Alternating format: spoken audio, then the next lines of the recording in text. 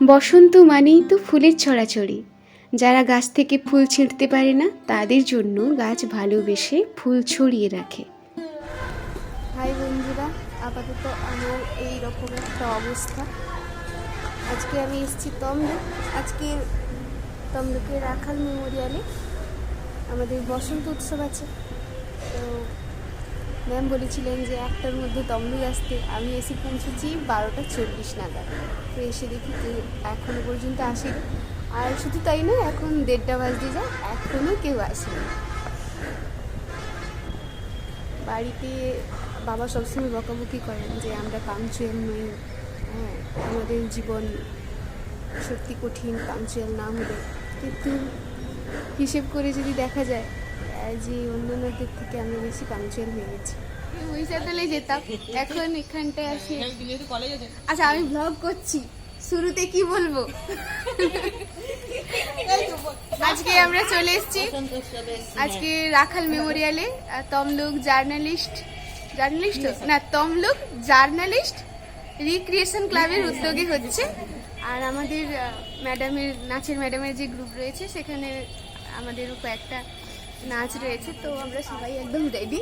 কিন্তু সবচেয়ে মজার ব্যাপার, ম্যাম বলেছিলেন 1টার মধ্যে পৌঁছতে, আর আমি পৌঁছে গেছি 12টা 41 নাগাদ। তো তখনও কেউ আসছেনি। এখন আপাতত এসছে কয়েকজন। এখন 1:30 বাজতে যায়। Friends, good afternoon. আমি চলে এসেছি তমলুকে। আমরা এখন নাচের ক্লাসে বসন্ত উৎসবে। তো সেদিন সোমদত্তা সোমাংনীদের কাছে চাবি ছিল, আর তারা আসার পরেই আমরা সবাই মিলে এখানে তৈরি হওয়া শুরু করে দিয়েছি। আর ম্যামও চলে এসছেন। আর সত্যি বলতে কি, সবাইকে ভীষণ সুন্দর লাগছিল। বিশেষ করে এই যে খোপার যে সাজটা, এত সুন্দর করে ফুল দিয়ে সাজানো, মানে ফুলের কাছে না অন্য কোনো সাজ যেন শোভা পায় না, মানে আমার অন্তত তাই মনে হয়। আমরা একদম রেডি। এখন আমরা রাখাল মেমোরিয়াল।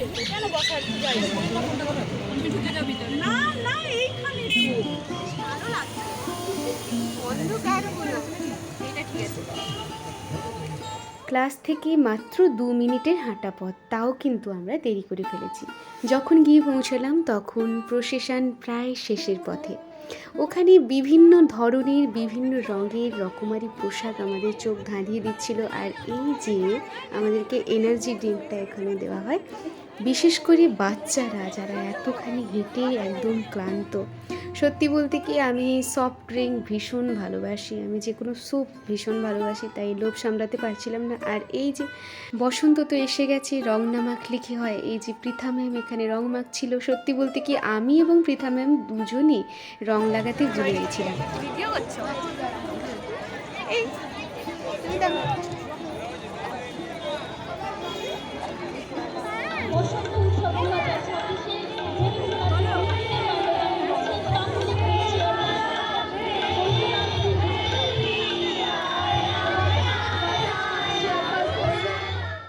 বসন্তই হোক বা বর্ষা, যে রঙের জামা কাপড়ই পরুক না কেন, হলুদ রঙের প্রতি আমার একটা দুর্বলতা রয়েছে। তাই বোধ হয় হলুদের উপরেই আমার চোখটা আটকে যায়।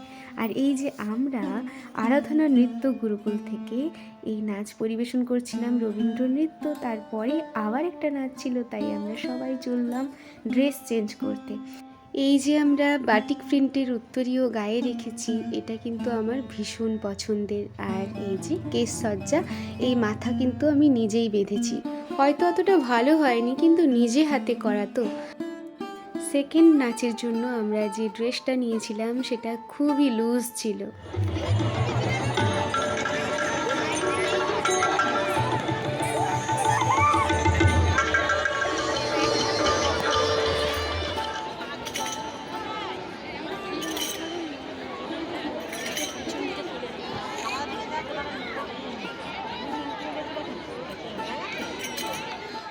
বেশ কিছু ভালো ভালো নাচের ভিডিও ছিল, কিন্তু সেগুলো রাখলে এখানে কপিরাইট ক্লেম পড়বে, সেই কারণে আর দিতে পারলাম না ব্লগটিতে।